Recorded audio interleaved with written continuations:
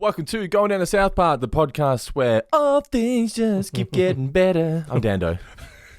We would hope they keep getting better after how many episodes. Yes, I'm Guy, and Dando, you're looking ultra fabulous today. Oh, thank you so much. You just ruined one of my trivia questions. Oh, what a silly buns I am. Yes. How fun was this episode?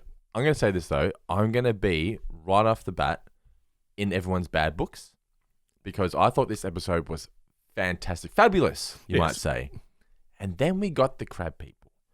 I know the crab people are memorable. It's what everyone remembers this episode for, and I'm a fan of the crab people.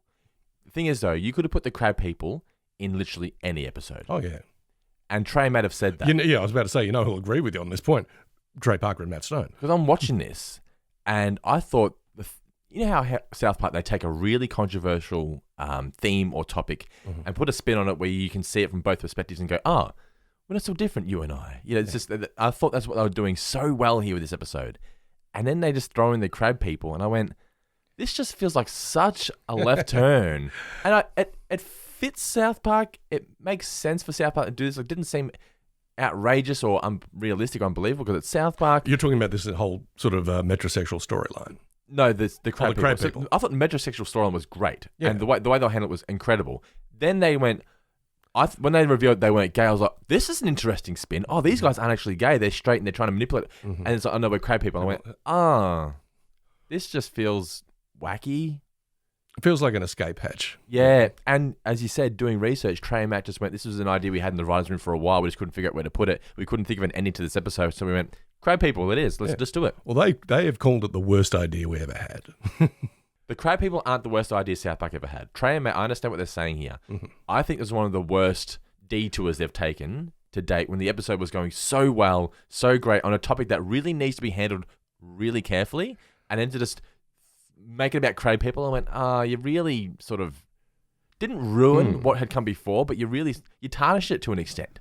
Well, according to Wikipedia, which always steers us on the right direction, never lies. The initial third act of the episode or subplot of the episode was going to have Mr. Garrison sort of banding together all the gay population. All the slaves. Let me rephrase that. The initial subplot or third act of the episode was going to have Mr. Garrison banding together South Park's gay population to, I guess, combat this faux gay infestation, this metrosexual infestation that South Park had. How you could pull that off, I'm not sure. This is why Parker and Stone are Parker and Stone, and I'm Guy Davis.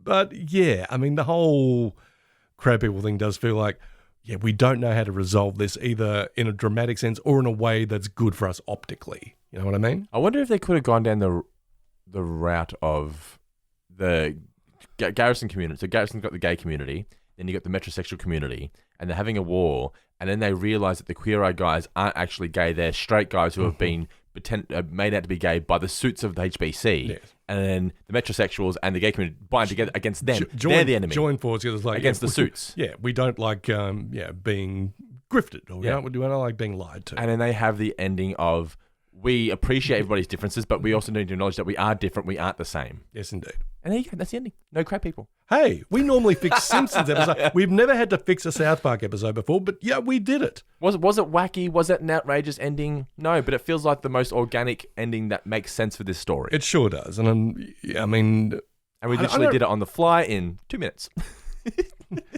Up top. Yay. Trey and Matt. Sign us up. Yeah, we'll retroactively fix the episodes that need to be fixed. That's right. Well, and we're happy to come to your boiler room of a writer's room and I don't know, pull out what's left of our hair. I'll go get you cheeseburgers. They love getting Maccas, right? Isn't that what they want? They always eat Maccas.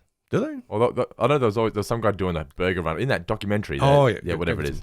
Let's go get some Popeye chicken or something. Popeye, whatever it is. I don't know what it is. Yeah, but the thing is, I watched this and going, crab people. As a story in itself, as in a capsule, crab people, I like the crab people aspect. I think it's hilarious. The crab people. Was it taste like crab, look like people, whatever.